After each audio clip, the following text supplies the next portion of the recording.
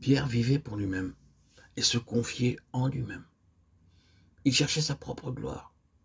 Vous vous rappelez qu'aussitôt après lui avoir dit « Ce ne sont pas la chair et le sang qui t'ont révélé ces choses, mais c'est mon Père qui est dans les cieux », Jésus commença à parler de ses souffrances à ses disciples. Et Pierre osa lui dire « À Dieu ne plaise, Seigneur, cela ne t'arrivera pas ». Matthieu 16, 22. Et Jésus fut obligé alors de lui dire « Arrière de moi, Satan, tu mets en scandale, car tes pensées ne sont pas les pensées de Dieu, mais celles des hommes. »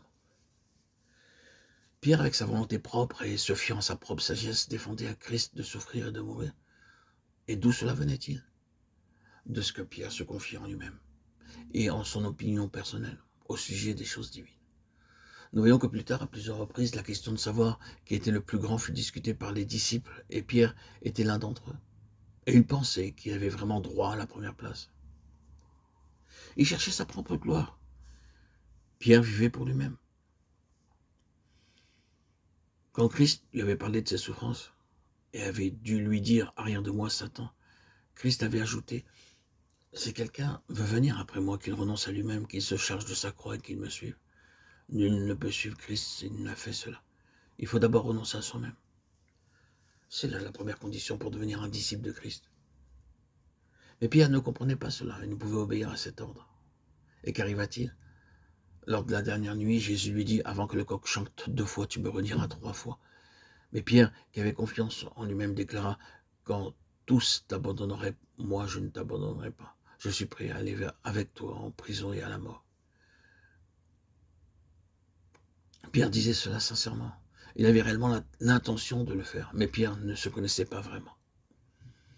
Nous chantons dans un de nos cantiques « Pur comme toi », et nous pensons sans doute au péché individuel qui nous sépare de Dieu. Mais pensons-nous également à notre moi, qui est notre nature même et qui est impure? Pensons-nous à la chair qui est entièrement sous la puissance du péché?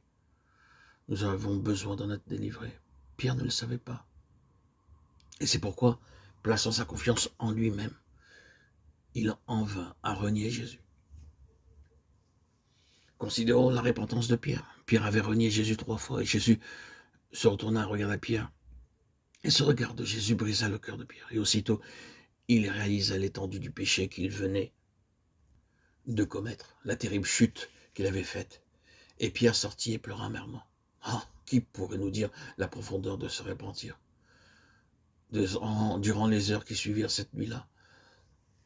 Le lendemain, quand il vit Jésus crucifié et enseveli, et le jour suivant, le jour du sabbat, ah, dans quelle honte, dans quel désespoir il doit avoir passé ce jour. Mon Seigneur est mort, mon espérance est morte, et j'ai renié mon Seigneur. Après cette vie d'amour, après ces 3 années de communion spirituelle, j'ai renié mon Seigneur. Oh Dieu, aie pitié de moi, je ne pense pas que nous puissions réaliser la profondeur de l'humiliation dans laquelle sombra Pierre à ce moment-là.